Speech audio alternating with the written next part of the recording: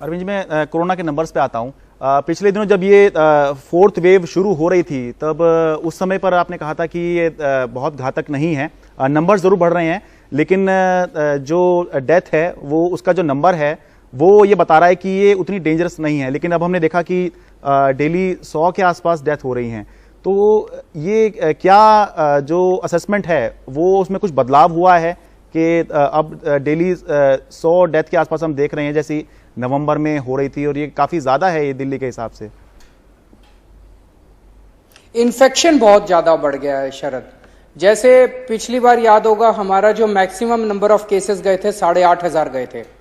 8,500 cases में 125 death daily हो रही थी। आज 17,000 केसेस में 112 डेथ हो रही हैं, तो लगभग आधी हो गई हैं।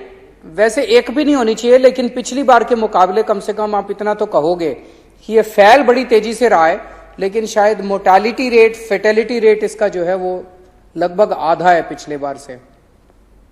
सर, एक गैर कोरोना मरीज जो हैं वो थोड़े से इन दिनों परेशान है। हालांकि जो आपने आदेश दिया था आपकी सरकार ने उसमें थोड़ा सुधार कर लिया गया, और प्राइवेट अस्पतालों में गैर कोरोना मरीज जो हैं उनका भी ट्रीटमेंट हो सकता है। लेकिन आपको लगता है कि कुछ एक पॉलिसी होनी चाहिए या कुछ इनके बारे में सोचा जाना चाहिए? हालांकि मैं मानता हूं ये विडंबना है कि प्रायोरिटी आपकी इस समय कोरोना ही होनी चाहिए और आपकी जवाबदेही कोरोना पे ज्यादा होगी। हम भी सवाल कोरोना पे, कोविड पे ही पूछेंगे, लेकिन इसके अलावा भी बहुत सारी बीमारी हैं, लोग उसको लेके बड़े चिंतित हैं कि एक तो हेल्थ केयर जो है दूसरे राज्यों से भी लोग दिल्ली में आते हैं इलाज कराने के लिए, और दिल्ली में तो विदेशों से भी लोग आते हैं इलाज कराने के लिए। तो इसके बारे में कुछ आपको लगता है सोचने की जरूरत है कि कोरोना के अलावा भी बीमारियां हैं, उनका इलाज कैसे होगा? क्योंकि जिसको जो समस्या हो जाती है उसके लिए वही सबसे बड़ी हो जाती है। मैं सहमत हूं आपसे। जो नॉन कोविड वाले पेशेंट्स हैं दो किस्म के हैं, एक है इमरजेंसी वाले और दूसरे हैं planned surgeries, planned treatment. Correct. जैसे जैसे मान लीजिए आपको नी रिप्लेसमेंट करवाना है, वो आप अभी करवाएंगे कि 2 महीने बाद कराएंगे, आप डिसाइड कर सकते हैं। तो 70-80%, 90% प्लान्ड कैटेगरी में आते हैं, 10-15% इमरजेंसी कैटेगरी में आते हैं। पहली चीज तो ये।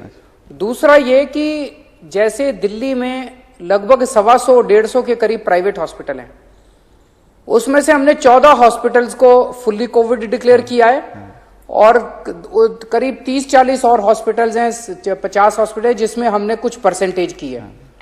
बाकी तो नॉन कोविड ही है अभी भी। दिल्ली सरकार के लगभग 35 हॉस्पिटल हैं, 35 में से 6-7 हॉस्पिटल्स हैं जिनमें कोविड है, या तो फुल्ली कोविड है या कोविड के बेड्स हैं, बाकी सारे नॉन कोविड है।